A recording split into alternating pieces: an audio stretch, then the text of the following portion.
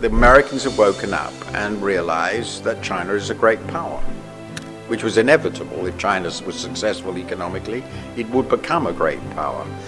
And they find this very, very difficult to handle. I think all of us want an outcome where the world's two biggest economies can coexist in a way that isn't defined by some zero-sum metric. We want to create a framework, as the administration has laid out, where we can compete on a level playing field, where we can confront challenges in the relationship, and where we can cooperate on big global priorities. The bottom line is we should take politics out of commerce, and it's not a good idea to politicize commercial activities. If there's a national security issue, let's deal with that. If there's no national security issue, let's leave it at that. It's a commercial issue and let the market decide. In the ever-evolving landscape of global commerce, few relationships carry as much weight as that between China and the United States. Despite the apparent economic tensions between the two countries, primarily stemming from Washington's polarized politics and its policy of treating China as a rival, the recent visit of an American business delegation to China, led by Suzanne Clark, the president and CEO of the influential U.S. Chamber of Commerce, signifies an ongoing effort to keep channels of communication open. Clark's meetings with top Chinese officials, including Premier Li Qiang, underscored the extremely important nature of China-U.S. relations and was welcomed by the American business community in China.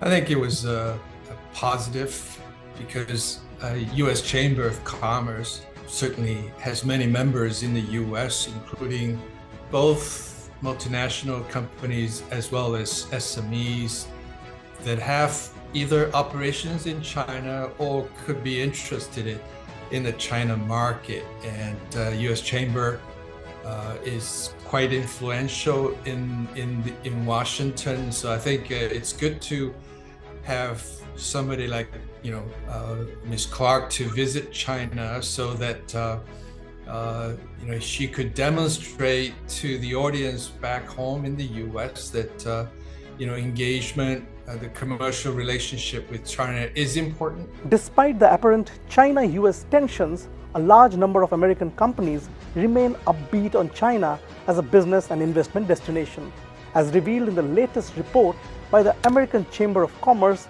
in China, released last month. Another report by AmCham South China found that 90% of American companies have achieved profitability in China.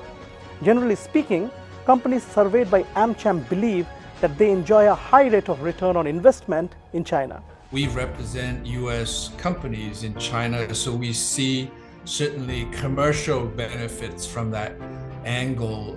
When you talk about manufacturing, and certainly China has become a major manufacturing base, exporting affordable products to the U.S. China has played a critical role in the global supply chain. So from a manufacturing standpoint, global supply chain standpoint, these two countries have benefited from this relationship.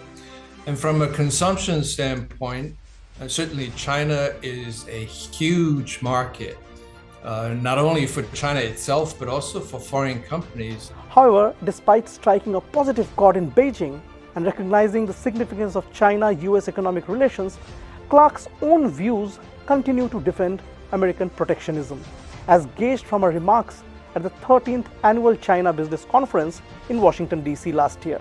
The U.S. Chamber does support targeted and responsible steps to restrict Chinese access to sensitive technologies that could be used to undermine our national security, including export controls, technology restrictions, and scrutiny of outbound investment. But to be clear, not every economic interaction with China poses a national security risk.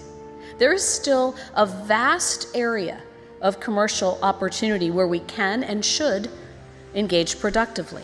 This sentiment is mirrored in the Biden administration's strategy of decoupling or adopting a small yard high fence approach.